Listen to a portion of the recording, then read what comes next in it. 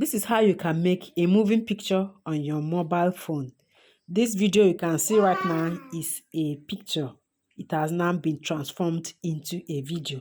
In this video, I'll be showing you how you can do that easily with your mobile phone. If you're a returning subscriber, keep being amazing. If you're new here, you're welcome. Let's get started. We'll be achieving this with the help of an app.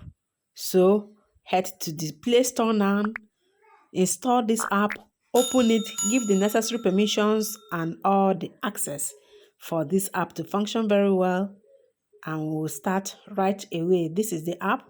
It has been installed, opened, and given the necessary permissions.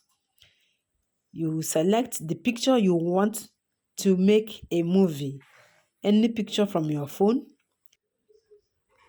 These are some of the templates. You have to choose a song or a particular movement you wish. The one selected, this is what the picture you will be selecting will be turned into a video. If you select this your picture will start behaving just like the template you selected.